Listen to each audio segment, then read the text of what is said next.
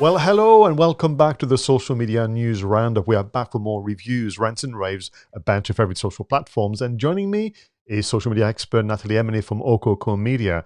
Natalie, it's been a while. Welcome back. Thanks for having me back, Pascal. It has been too long. Yeah, things, life, work, a global event still kind of causing trouble out there, but we Oh, absolutely. persevered. Yes, yeah. It's kept us busy, if nothing else. Well, absolutely. Now, listen, if you're new to the Social Media News Roundup, this is something that Natalie and Leon Howe and myself started 6 years ago. And, we like to just take a moment to catch up with each other. I mean, sometimes I find that this is how I can keep track of my friends and what they've been up to.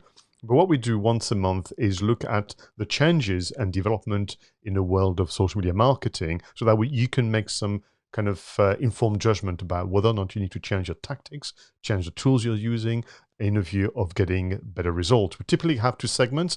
The first segment is like a news roundup, the tour of the platforms and what they've been up to. And the second roundup is looking at tactics and tools to try out that may actually make a huge difference for you. I was also going to ask you today, Natalie, to just give me a quick overview later on of the conference you went to in York. You were a speaker, if I'm not mistaken, last week, weren't you?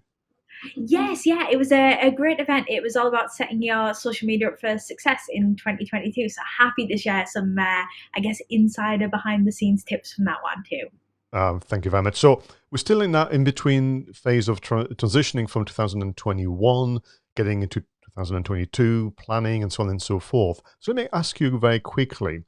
We have a bit of a formula as part of this show, and you and I as professionals. I'm thinking groups, sorry, live and advertising. Are they still key elements of one strategy on social media?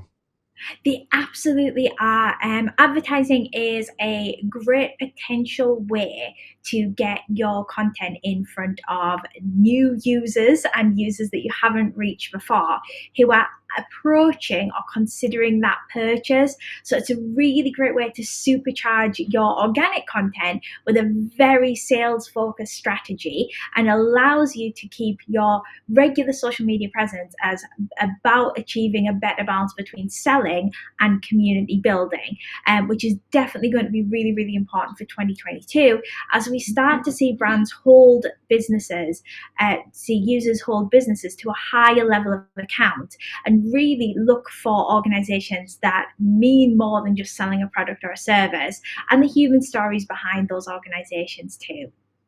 So 2022, we've got some trends as in across the platforms before I invite you to give us, a platform by platform breakdown. So I've seen, for example, LinkedIn and Twitter jumping on the newsletter plugin. So we actually, you and I, several months ago, talked about Twitter buying a company called Review. And it took obviously a long time because out of nowhere, they now have a system whereby via your Twitter account, you can open a free account on Review, and there and then within Twitter, you have a newsletter plugin, and then LinkedIn have got their own. So that's number one. Number two, audio rooms. The world has gone audio mad, and I think it's going to be quite interesting. And then the third one, there's a trend. I see people do some very, very interesting, exciting stuff with carousel. This idea of documents that people can, flip the pages through by using the arrows left and right. Are they worthy of consideration this year? Oh, absolutely. And I think the nice thing about all of those elements is that there's advantages and opportunities, whether you're B2B or whether you are B2C.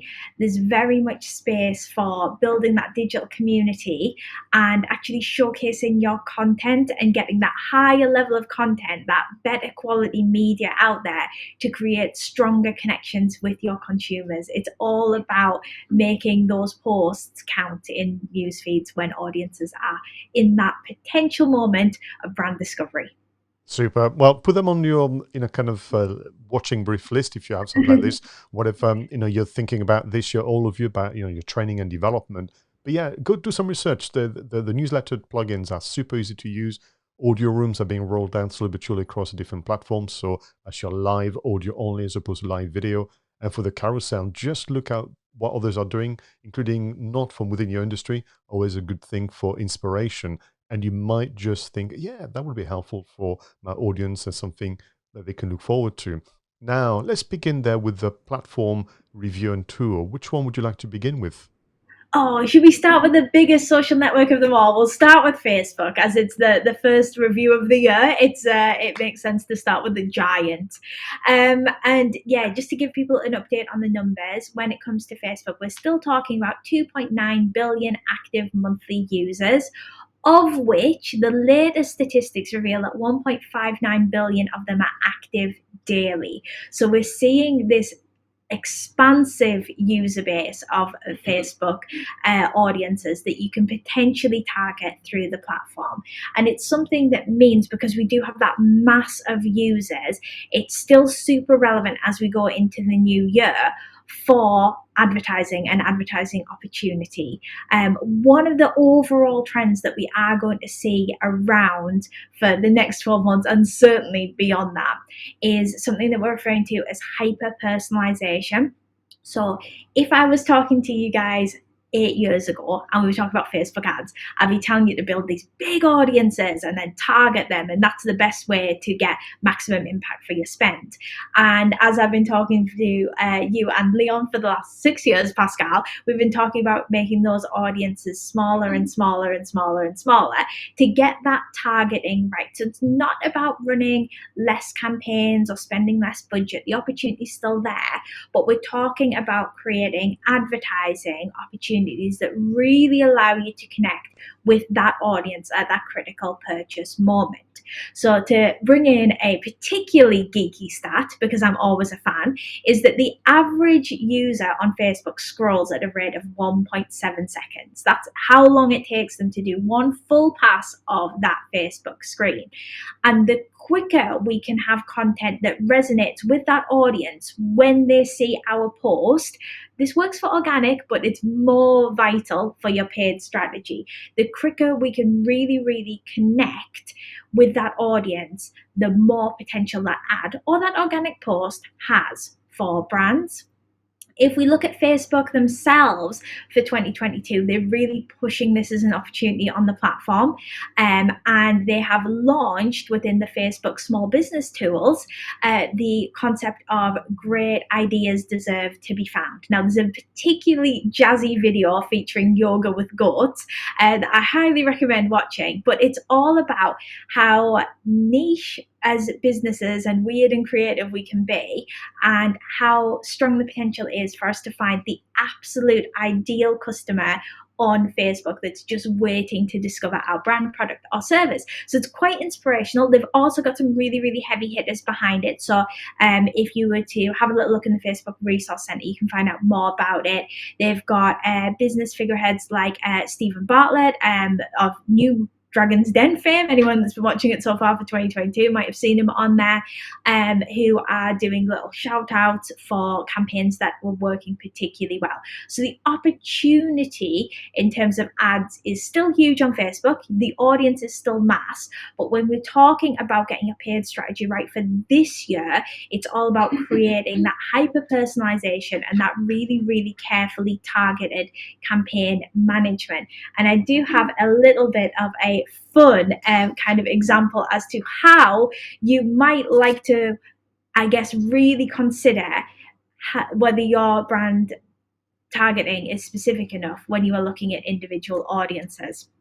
So the example that we've been looking at recently, and I've been sharing with a few customers, has been if we market dog biscuits and we create beautiful premium dog biscuits that are perfect for owners of dogs who really love their pooches. And we have found from our brand research that our best customers fit a couple of boxes. And we find that on average, individuals who are male, born in 1948, raised in the UK, have been married twice, live in a castle, and have an above average level of income are our best customers. And from a brand profiling point of view, you might think that that's quite specific and that therefore it's easy to go at that market. But if I told you that both the Prince of Wales and the Prince of Darkness, Ozzy Osbourne, tick all of those boxes, it starts to think maybe we need something that's a little bit more specific to appeal to both of those demographics. So when you're creating your campaigns and your posts, have a little think about how that imagery, how the wording is really going to land based on the interests and behaviors, not just the demographics of your target audience. And you might find that you run multiple smaller scale campaigns, but it means that when your content goes out and your user is scrolling at a rate of 1.7 seconds, they can immediately stop the scroll because they've got content that really captures their attention because it speaks to them as an individual. And it's really fun to think about how to get your campaigns to appeal to Ozzy Osbourne or Prince Charles, I've found from experience.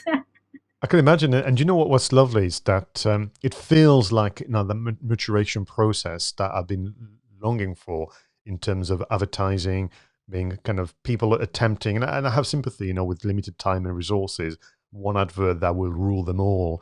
And I think, oh yes, movie analogies all the way. And I'm thinking, yes, this is what we've been saying or kind of advocating. Anyone working in marketing since probably I started in the 80s myself. And we just knew that was working. They would target couples differently to families and so on.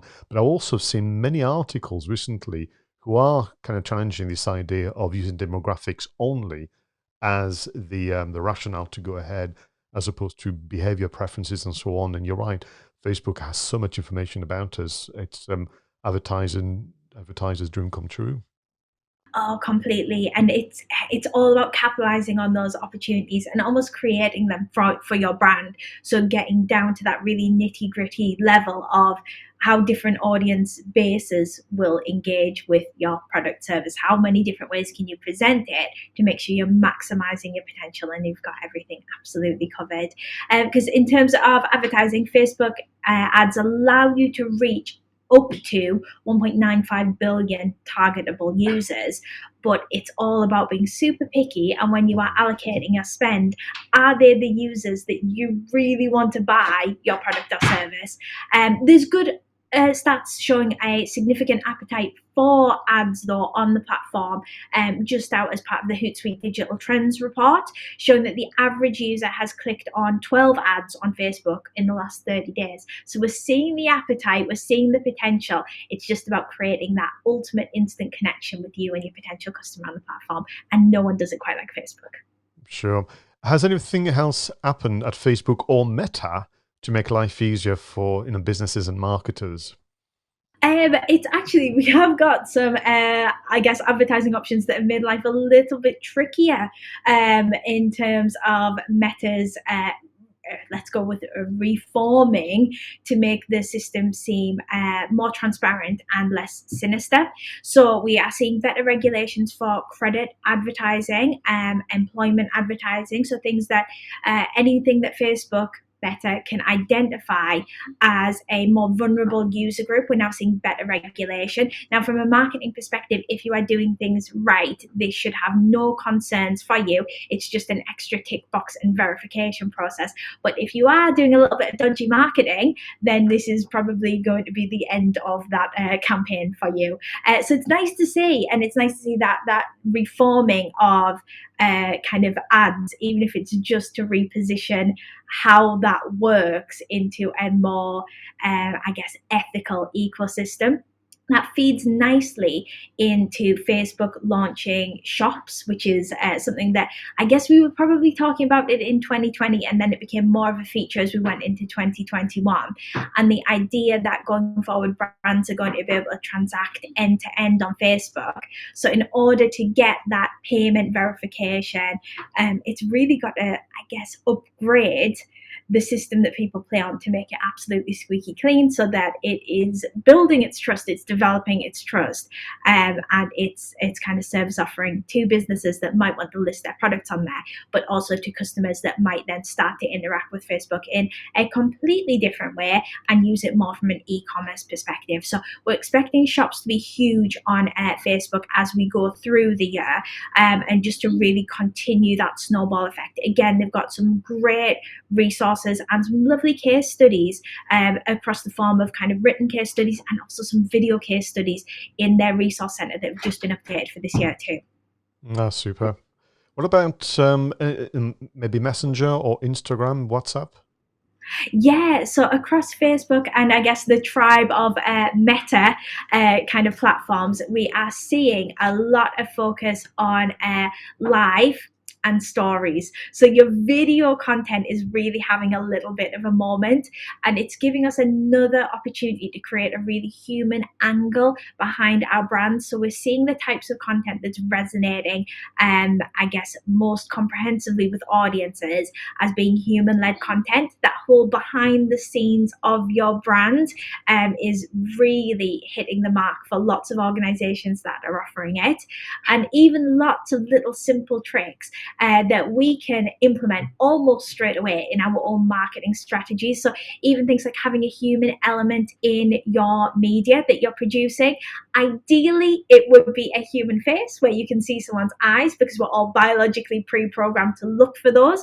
And if we have a video featuring a car for sale and it's got a salesperson next to the car talking enthusiastically, that's going to have loads more impact than just a video of a car.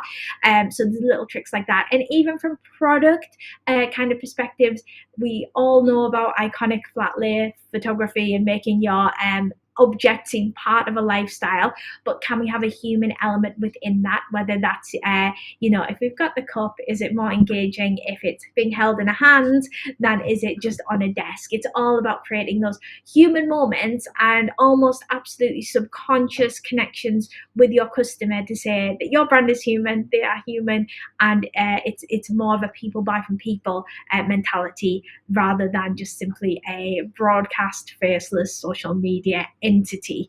It's really going to set apart the brands that can take that on board and make things just a little bit more human as we go through the year. That reminds me a bit of the journey of websites. If you think about it, when they began in the 90s, late 90s and early 2000s, we had to learn, and websites first were so impersonal. The copy was a bit lifted literally from the brochures, and there was stock photography and so on. There was no information about the people and like I said, the future customer experience. And of course, websites have changed completely now. Some of them are even led by the blog, let alone by the promotional page. And it's interesting that something that's called social networking or social media is still taking a long time for people to, I talk to my customers, you do too, where do I really have to be on it like me? Can I just show the products or can I just show the building and say, well, it's called social media for a reason? Oh, completely. I mean, you will still see this as much as I do, Pascal. The LinkedIn profile with the company logo as the profile picture, and it's like, come on! Unless you're going to a networking event with your company logo covering your face, you really need to get a picture of yourself as a human out there in order to kind of build that connection, because it really is, it's there for the taking. And if we look again at that Hootsuite digital trend report, we can see that 92% of Instagram users are reporting following a brand, clicking on a brand website, or making a direct purchase after seeing a product or service on the platform. So it's all about being the brand that goes that little bit further to convince that customer or potential customer to take the next stage in their purchase journey. And the easiest way to do that is to create that human connection. And by sort of putting yourself out there, yes, it's always a bit cringy. I hate having my photo taken. I get it. But it's a necessary evil. And certainly for kind of small business owners, for solopreneurs, it's essential that you sort of make your peace with that in order for you to really achieve all the potential success that is out there for your brand. I agree with you. It's still to this day. I was telling the story. So at the end of February, I'll be celebrating 10 years in business, running my own business.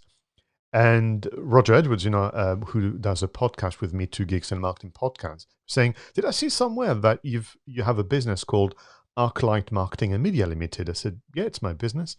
I thought it was Pascal Fintoni and Associates. I said, "Oh, that's a trading name," and we went into this discussion. I said, "Then the reason I changed is because when my web designer Ryan was checking the traffic and looking at the data, he said, 'Have you noticed that everybody finds you and all the traffic comes from the search engine results where people look for Pascal Fintoni. They don't look for the business name, that kind of things.' And 10 years ago, I made the decision to switch in on the domain name to my first name and last name. And even then, that felt a little odd. feel like, that this is a bit much, isn't it? But it's a means to an end. And ultimately, let's be frank, when you are a small business, when you are a small team, people ring you, they look for you, they may have to go through reception and so on. And I think we just need to appreciate and actually embrace the fact that people buy from people. They always have done. And there was a desire, I suspect, in the going back to that, Natalie, in the late 90s and early 2000s, it would be great to sell things without talking to people. And we've tried, and it doesn't work. I mean, yeah, there's some exception people always mention to me. Well, what about Amazon? I said, well, Amazon is very different. A, they don't have anything to sell. They just dispatch things that others have created. I mean, typically, there isn't, truthfully, an Amazon branded item. They pass on an exchange of a fee, someone else's efforts. Anyway, that was a mixed of a rant and a rave. Do you want to move on to? Do you want to move on to LinkedIn, perhaps? Yeah, absolutely. So LinkedIn is probably set to have another big year, I think, Right. based on looking at everything that we know so far. But I think its potential is in, I guess, trends more than individual new features, because LinkedIn for a very, very long time was just that website that you uploaded your CV on and you only needed it when you needed a job.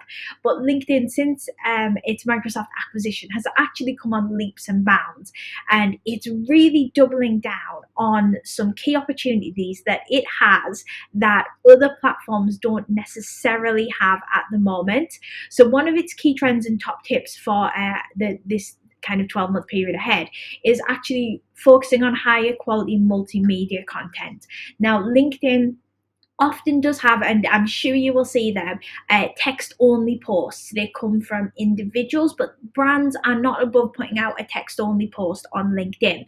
And I don't know whether it's my inner skeptic that looks at that LinkedIn recommendation and thinks they're trying to kill text only posts to make it more multimedia, more savvy, so that it's a bit more visually engaging like another platform, or whether they're genuinely giving us a tip off that, in the algorithm going forward, it is going to favor multimedia a little bit more. So for LinkedIn, they're telling us to go beyond text and start to think about how we can create some nice visuals for our audiences, or even just arguably be more human. So if we're posting about an experience on LinkedIn, do we also need to just take a quick photo to demonstrate that, and make it just slightly more visual as a platform? Anyway, that's its ultimate hint for the next couple of months. It's also talking quite extensively about hyper targeting and personalization, which I know we've covered in the Facebook arena, but for LinkedIn, up until last year, it was recommending that if you were running any paid advertising, that you'd be looking at an audience base and try and have a minimum targeting pool of 5,000 users, which is not bad if you are a global brand or even UK wide. But if you are a small or a kind of micro business and you work within a set geographical area and you niche in a certain industry, it actually makes it quite hard to have your targeting within that. So if LinkedIn's starting to talk about that hyper targeting and personalization, it probably indicates one of two things. And the first is that it's going to start tracking a little bit more information about us all so it can better segment us. And then the second is that it's then going to improve either in line with getting this new data, or if it's been tracking the data all along and it hasn't just yet allowed us to tap into it, it will be expanding out the targeting opportunities on the platform. So at the moment, it's very, very demographic based, and you've got all of your Ozzy Osbournes put in with all of your Prince Charleses, and you've got to try and market to them in that area. It's whether we're seeing this as the beginning and a little subtle hint from LinkedIn that it's going to start becoming a bit more competitive as an advertising platform. And there's huge potential in that, because if we refer back once again to the Hootsuite Digital Trend Report for 2021, we can see that actually LinkedIn leads the field by miles when it comes to talking about trusted platforms, with 73% of users reporting that they trust LinkedIn and would agree or strongly agree with the sentiment that it protects their privacy and data, which is really interesting if you compare that to other platforms like Facebook, Twitter, the meta usual suspects, where we see that trust is very, very low. So, with that in mind, as business owners and in terms of brand discovery and getting our products and services out there, actually being associated with LinkedIn ads, it means that we're putting our content out in a area where audiences are potentially very, very receptive. We can also see, looking at that LinkedIn data, that 4 out of 5 LinkedIn users have the power to impact business decisions. And if we were to take an even bigger view of that overall, we can see that if we take a sample of any like LinkedIn users and compare them to a sample size on an alternative platform such as Facebook, such as Twitter, Instagram, or even just general web traffic, they have twice the potential spending power on LinkedIn. So we're seeing LinkedIn as this kind of slightly elevated platform where there's a bit more trust and there's a few more movers and shakers, and it's arguably repositioning itself from that recruitment area through to a great way to connect with potential individuals and organizations that might be an ideal customer for your product and service. So a bit of a reformation for LinkedIn as we go through the year, and it'll be really interesting to see that progress. And they still have potential for growth because the number of individuals who have, let's call them lapsed profile and accounts, or not Yeah. at all. So they've got plenty. And I would agree with you. It's interesting. LinkedIn has rarely, if ever, made the headlines in a manner which Meta and the others have. Mhm. I think you could argue that by extension, Microsoft as well. I mean, people would have had the typical moan about when there's operating system upgrade, but typically Microsoft doesn't make the headlines either. So I think the purchase was probably well thought out. And if you think of it as, once again, the ecosystem within your LinkedIn pretty much free account, or you can go premium, you have the profiling, you have the networking, you've got the content curation, you've got now the newsletter plugin, you've got the advertising, you've got the live video, you're going to have the live audio very, very soon, and all manner of dashboards as well. It's just an interesting one to get into. Now, talking of LinkedIn, I've got some good news for you. Oh, yes. I'm ready. I'm ready. I know what this might be. I'm ready. Yes. After 6 applications and 2 years of waiting, I am now permitted to go live on LinkedIn via video. And Congratulations. well, thank you very much. Now, I felt, vindicated, and I felt, right, well, this is a just reward. But that excitement was short lived because I realized that everybody else had it. So at some stage, I think it was late last year, early this year, LinkedIn just felt very generous and allowed people to literally have it. I think there was a trick that you had to do, which I've not bothered because it doesn't suit my profile, which is to switch your profile to creator mode. And then it was given to you freely with no application. And I'm very vexed about this, I have to say, because I applied 6 times thinking, well, I must be doing something wrong. I mean, even clients and yourselves were quite surprised by my work. So I'm going to look into it. It is likely, as a little kind of stretch goal, that you and I will go live on LinkedIn in the near future and just have fun with our friends as well. That sounds super exciting. Count me in. So before we move on to the second segment, looking at tools, tactics, and more, is there maybe a few more platforms you want to quickly review for us?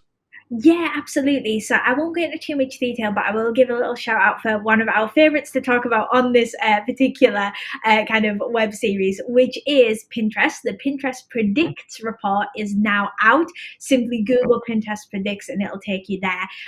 It's got a mass overview of the things that it thinks are going to be important to audiences, and particularly if you are e-commerce enabled and you sell particularly attractive things online, it might be well worth a little read on the Pinterest Predicts report. We also have Twitter, another platform favorite of you and I, Pascal. That's got some quite exciting platform development in the works, and arguably, in terms of the networks that we've been looking at so far this year, it's the one with the clearest plan as to what's emerging now and what might be coming. So we have in development with Twitter something that they're referring to as shop module. Now, we're not 100% on whether that's going to be the final name for it. It's not the catchiest, but it's not the worst that I've ever heard by far. So this will essentially be a space where brands can showcase their product. So at the moment, it's like Facebook and Instagram shops, it's very focused on the tangible. So it's not particularly there for anything that's service led right now, but this is probably the direction we're going in the future. So it's all about showcasing those products and creating what it's referring to as a carousel type imagery. So that's imagery where you can kind of scroll backwards and forwards. So a little bit more product discovery. What they're doing is linking that very heavily to a new feature, which is going to be their live shopping.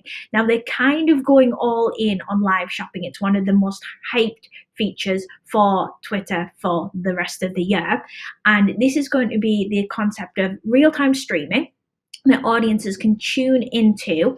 They can then also have that combined with shop module, so they're able to, whilst consuming media that's showcasing products, demonstrating products, giving testimonials, engage and browse the range as a almost multimedia immersive experience, which to me sounds a lot like teleshopping, but in a new digital space. So it's a little bit like kind of teleshopping channels where there might be a kind of broadcast, but it gives that added dimension of actually being able to engage in real time. So tweet questions, have community activity, and really interesting to see Twitter focus so specifically on generating direct measurable sales for the brands that are using the platform, because like all things in terms of digital advertising, that clear return on investment is the absolute crux of whether that platform is a success for a business or not. So it's all about that clear focus, and we're not really seeing that on anything else right now. So interesting to see that that's the commitment that Twitter's going for and how that might play out. It's also coupled in the same kind of, I guess, breath as Twitter communities, which again features one of the heavier trends that we're seeing for the rest of the year, which is going to be that tribe building, that building, a place where your audiences feel connected and they're actually able to discover and engage and interact with one another. For brands and businesses, that's really important about linking that with your purchase cycle. So giving your audiences content that they can engage with between their purchases. Think about how often, how frequently your customers buy from you. And that will help generate a bit of an idea as to how much sales content you need in that strategy versus how much organic community content and human-led content. And getting that sort of balance right is going to be a fine art, but something that if you are a business that can get wrapped around that sufficiently this year, there's going to be huge potential for building these places that your audiences can hang out in a digital community aspect that's really going to supercharge the potential for brands in terms of human connection there. Thank you very much for letting us know about that. I didn't know. I saw the kind of live shopping experience as more like an event on Pinterest. I've seen it done in another platform. It was very much, forgive me, using celebrity products and celebrity sellers, not as Twitter seems to be want to do it, which is everybody that wants to go ahead with that. I've been making some notes for the show notes that will be below this video. I mean, for example, in the headlines, Marks and Spencers have gone ahead with their own kind of platform to do live shopping, as we call it, telemarketing almost.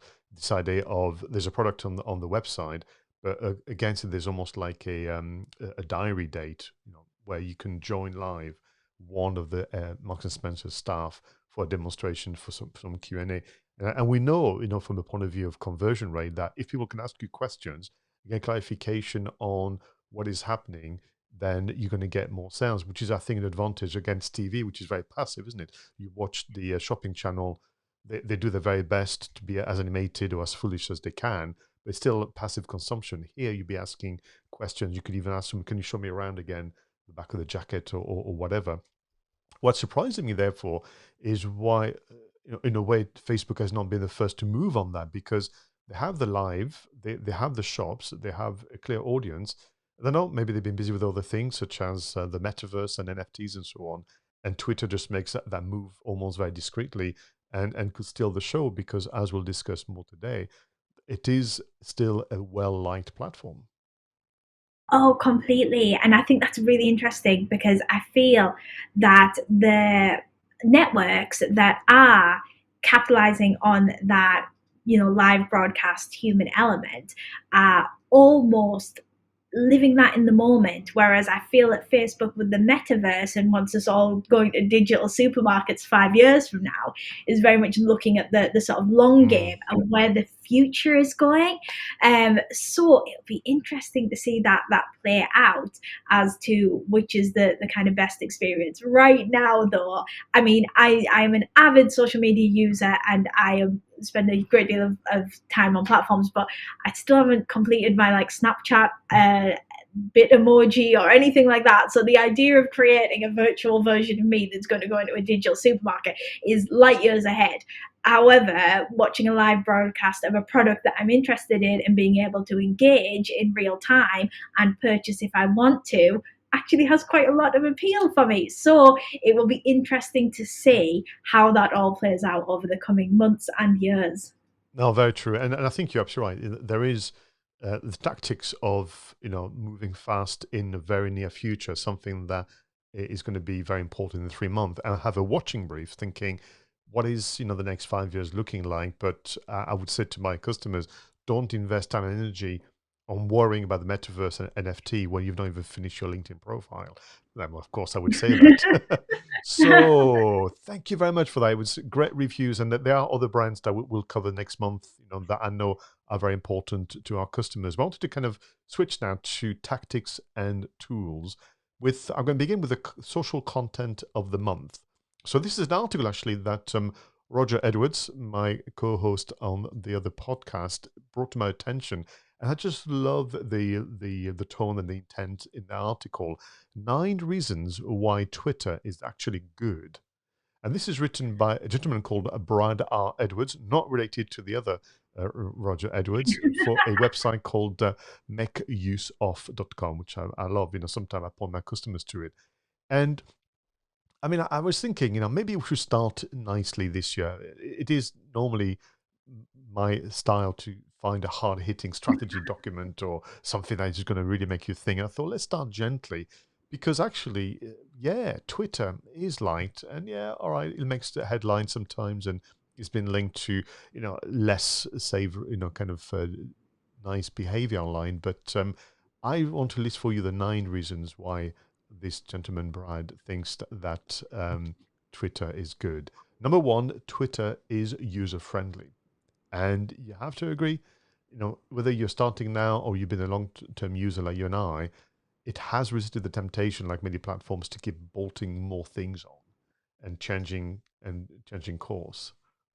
Oh, completely. Even if you look at just the ease of setting up a Twitter account versus the ease of setting up alternative accounts, it Mm. asks a lot less at kind of setup, and it keeps it as simple as it can. I would definitely agree with that sentiment 100%. Because it's user friendly, it's super easy to follow the latest news and trends of things of interest to you, whether it just organically comes to you or you use a Discover or the lists. And number three, Twitter lets you be part of a different community. And that's also discovering communities. Well, you can use location, you could use interest, and so on. And it feels to me, despite the fact that you could argue Facebook is more media rich and so on, people on Twitter really support each other, look out for each other, and are very strongly connected. Oh, completely. I think it allows that connection on a global level, but to find people that are very similar to you and interested in the same things. And it has that community feel that other platforms don't necessarily have, or don't even encourage to that level, connecting with people that you don't know in real life Mm. already.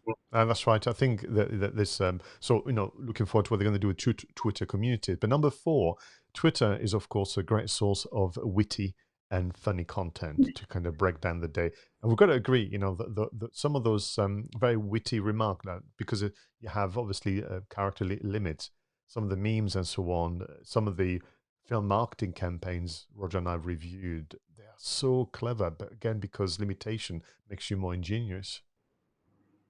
Oh, agreed. Absolutely. Sometimes it forces you to up your game, think outside of the box, and creativity is always a super good thing. And it's nice in a lot of ways. I know that Twitter started on 140 characters, now we've got 280 with added functionality, but we don't really see platforms that are that true to their roots as Twitter is. So I think it's very much been loyal to the concept, which is something that we don't always see, which is Very nice. true. The kind of microblogging, news outlet type things, snackable content. So number 5, which I never thought of, Twitter has content for all age groups. Yes. Interesting, isn't it? Yeah. Because you think, Yeah. yeah, Ashley, yeah, very true. Number 6, with Twitter, you can learn about new places and cultures, in particular when you switch on different languages if you have the ability.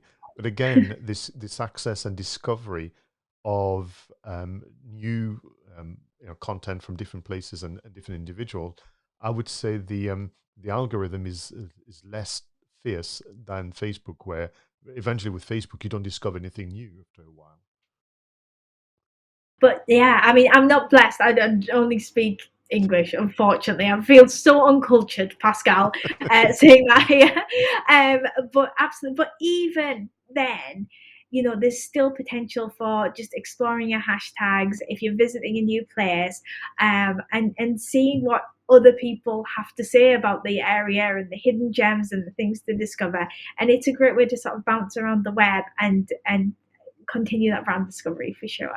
Yeah. And number 7, because of that generosity and because people are tend to be very clear about the content they want to publish and so on.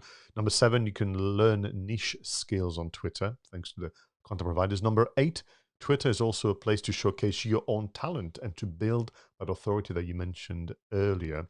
And therefore, number 9 is indeed Twitter should be your go-to place to establish your authority and trustworthiness.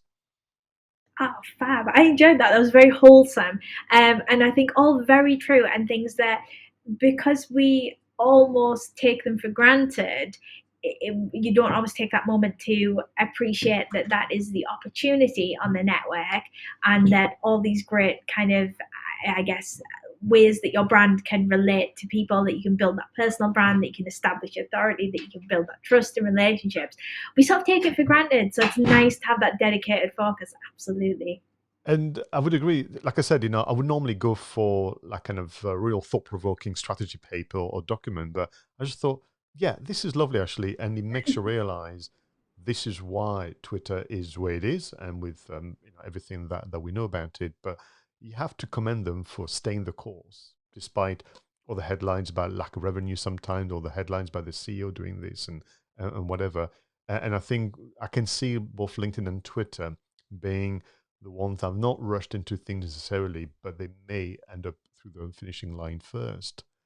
So that was my social content of the month. I wanted to ask you then about your social media tactic of the month. So, for tactics for 2022, one of the things that I guess most businesses and most individuals listening to this will have already done or will already be on their radar is creating your overall seasonal marketing strategy. So, that's little things like around Valentine's Day, have you got Valentine's related content? Have you got your Halloween content? Are you planning your Mother's Day, Father's Day? You'll be ticking these off in terms of seasonal trends that your brand might like to do. Spoiler alert, you don't have to do them all. Just pick the ones that are going to be relevant to your target customers, and then incorporate them nicely into your strategy. But for some brands and businesses, often we might find that we have to go quite far without any significant seasonal direction. When you are part of a small business or a solopreneur, that can be really tough if you're marketing the same products and services day in, day out. It can be tough for two reasons. It can be difficult to keep those good ideas coming, and it can be really tough to create that immediate connection with your potential audience in a way that makes your product or service seem really, really timely. So I've got a little bit of a life hack, and it's something that we absolutely use in the office, which is create your own days of the year calendar. And one of the things that we do and regularly visit is a website called daysoftheyear.com. And that basically lists all of those weird and wonderful days, like I don't know, chocolate sundae day, like share a great idea day, like bring your pets to work day. But it has a really, really comprehensive list of all of the quite wacky, silly days, and then your serious awareness days as well. And it helps take your content marketing just almost up a level, because you're able to actually create all these additional content opportunities for your brand and business that mean if you sell desserts out of a lovely coffee shop and you want to really entice your customers in over the weekend, is it a bit easier to say, come and have the best chocolate sundae in the world this chocolate sundae day, versus come and have the best chocolate sundae in the world? It just helps make it that a little bit more immediate. And it's a really nice way to create more content opportunities. Alongside that, I would also recommend something that I have already mentioned, which is the Pinterest Predicts, looking at your trends for the rest of the year, working them into your content marketing.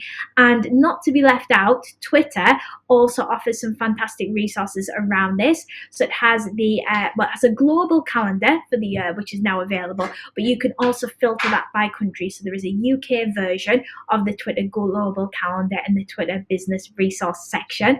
And they also have their UK 2022 planner, which really gets down to the nitty gritty beyond the days that you might like to talk about, in terms of how you might like to continuously reframe how you are presenting your product and services. So it gives you a bit of a really comprehensive view of little things that you can do to help set targets for yourself to keep you on the right marketing track, to keep your content fresh and interesting as we go through the next 12 months. Ah, super. So you've combined, the tactic of the month with the tools of the month. And do you know, it's so important. And what I love about those, your idea and also the tools, is there to support a team meeting, is there to support, facilitate the discussion. And I think, even if you work on your own, try and find ways to get in touch with your business contacts, your associates, and part of your kind of local business club, and just organize and facilitate the discussion. Because you're going to discover things you didn't know about, events happening around the year, but also it's that conversation that triggers the creativity that we mentioned a moment ago when we talked about advertising and being, hyper personal.